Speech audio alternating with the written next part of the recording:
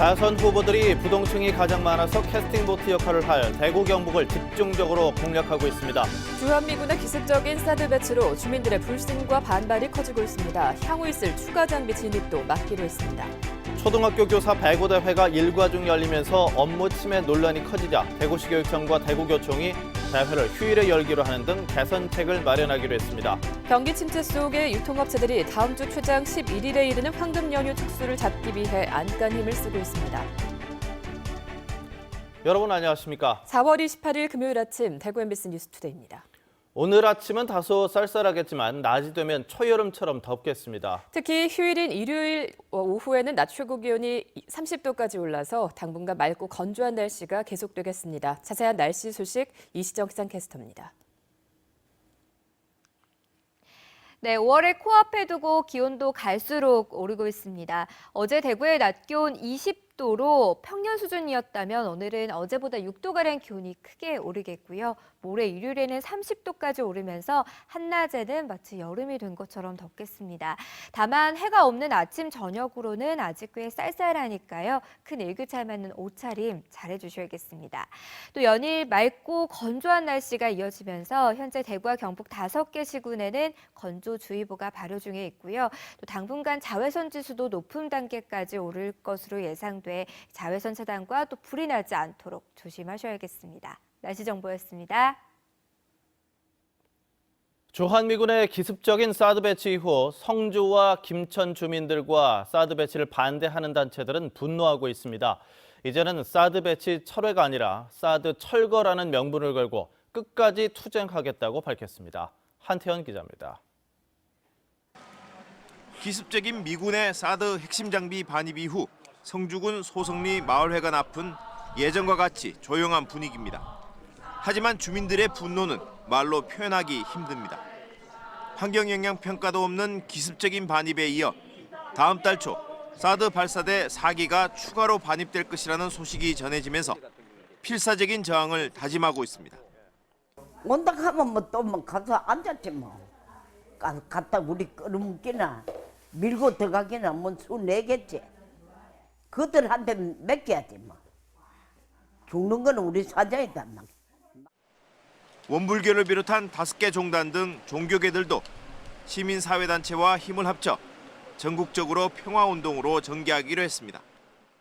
주민들 가구도 달라졌고 저희들도 달라졌고 종교인들도 달라졌어요. 그래서 연대를 해서 종교연대도 하고 또 저희 최선을 다하고 해서 이들은 또 서울 광화문과 소성리 마을에서 각각 무기한 단식과 천만배 행사에 돌입했습니다.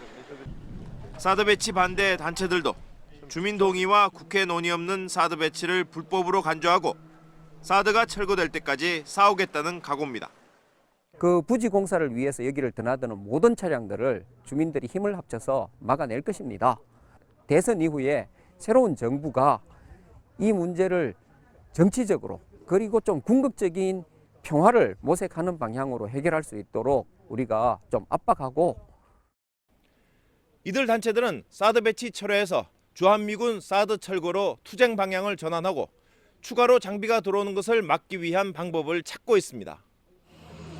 대선 이후 사드를 배치할 것이라는 기존의 발표를 뒤엎고 군사작전 하듯이 한밤중 기습적인 행태를 보인 정부에 대해 주민들의 불신과 분노는 더욱 커지고 있습니다. MBC 뉴스 한태현입니다.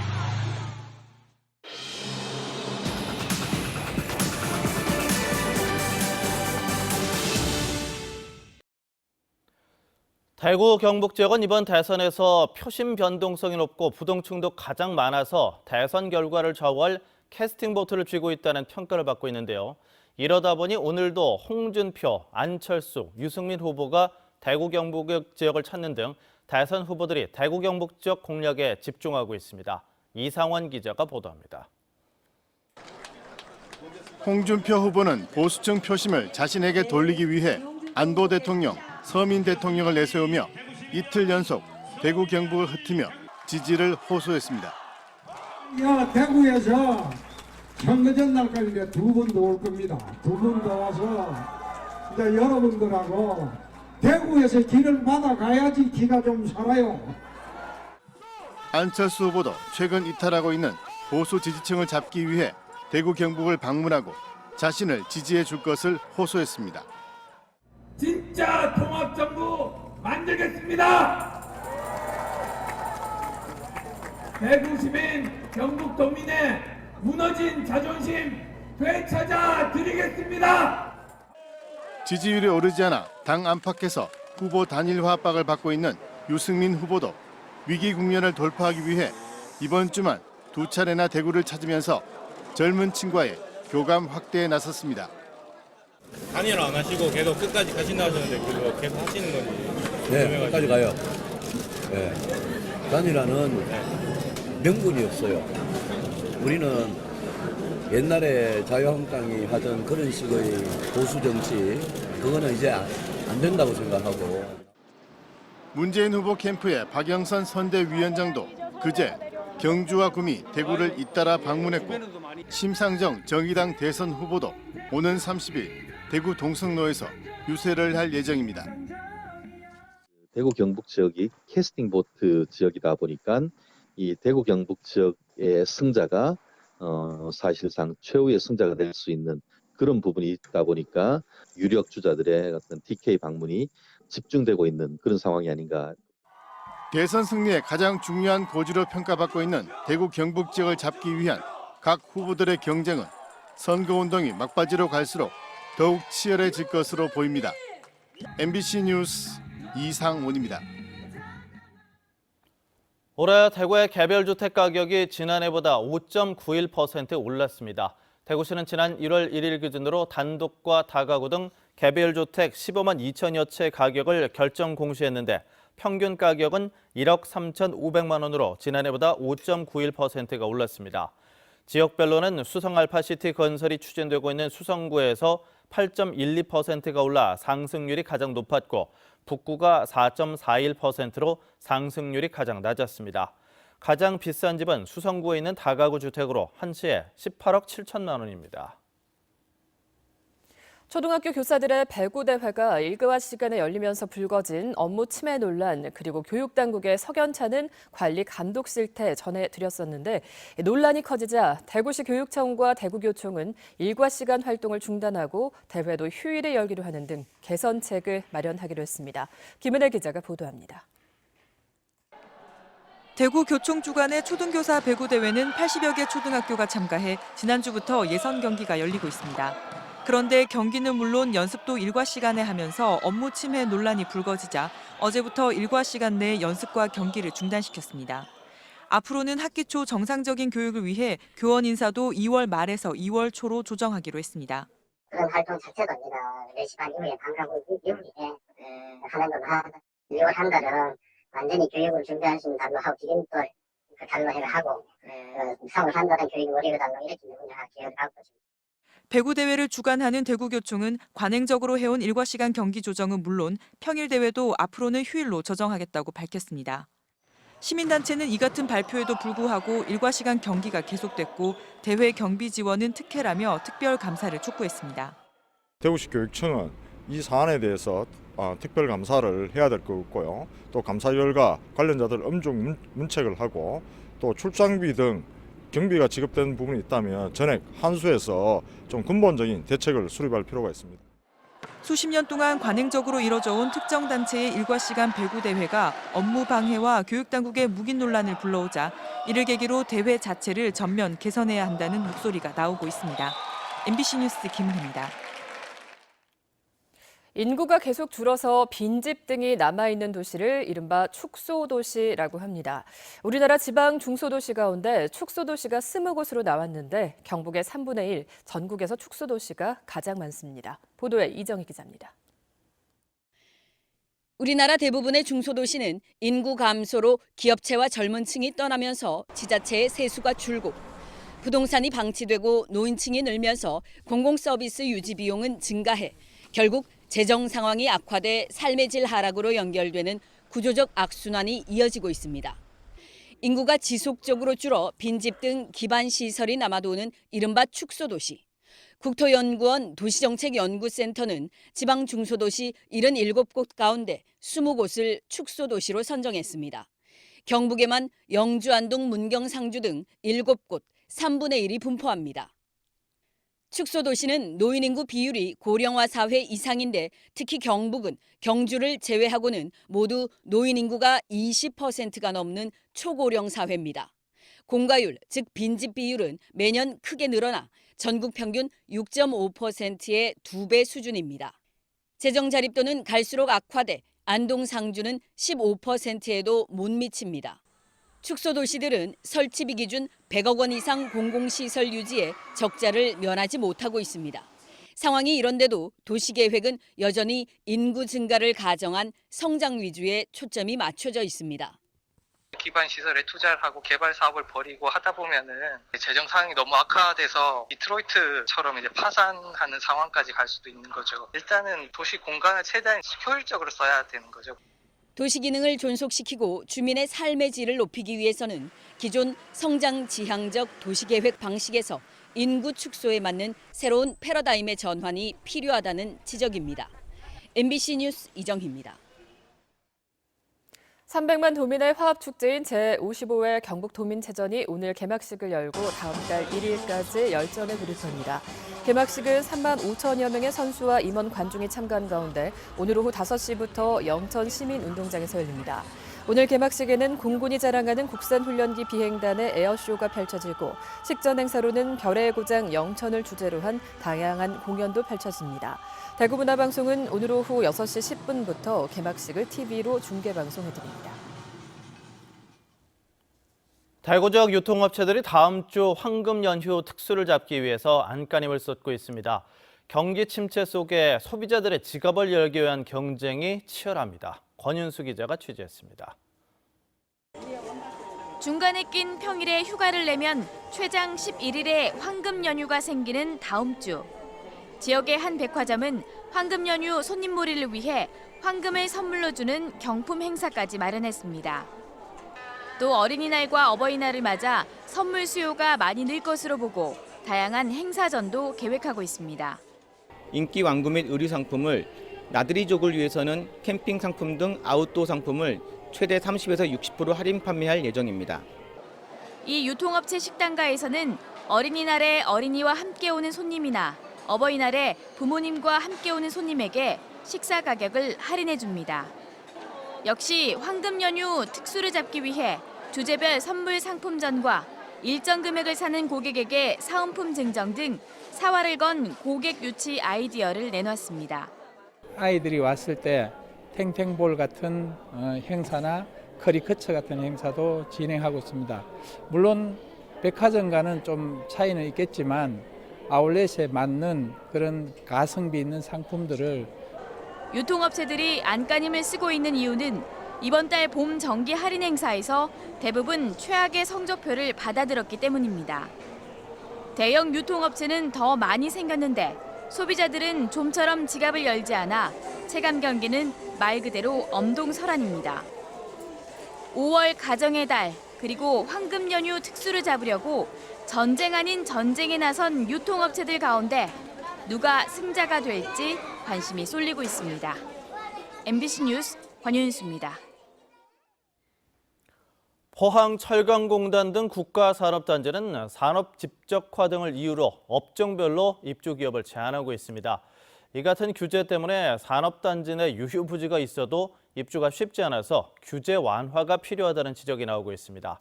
임재국 기자입니다. 포스코와 철강산업 육성을 위해 조성된 포항철강산업단지 4개 단지에 270여 개 기업이 입주했지만 경기가 침체되면서 휴폐업 업체가 잇따르고 있습니다. 포항철강공단의 경우 철강과 화학 등 지정된 업종만 입주할 수 있어 단지 내 부지가 있어도 쉽게 활용하지 못하고 있습니다. 지역 기업들은 이 같은 규제가 철강산업 성장기에 만들어진 것이라며 규제 완화가 필요하다는 의견을 내놓고 있습니다.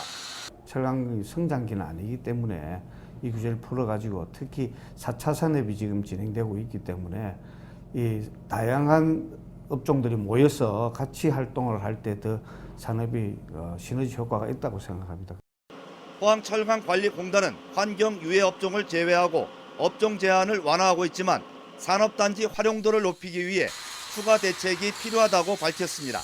계속되고 있는 철강 경기 침체에 어려움을 겪고 있는 기업들이 업종 다변화를 원하고 있는 실정으로 산업단지 내 업종 변경 요구에 적극 지원해야 할 것으로 생각합니다. 포항 블루밸리 국가산업단지도 포항 철강산업단지와 비슷한 과정을 겪고 있습니다. 철강과 자동차, 조선 등 5개 업종으로 입주 업종 제한을 두고 있고 경기 침체까지 이어져 기업 유치가 쉽지 않습니다. 포항시는 이 같은 문제점을 극복하기 위해 올해 안으로 실시 설계 변경을 통해 업종 다변화 등 다양한 활성화 방안을 찾기로 했습니다.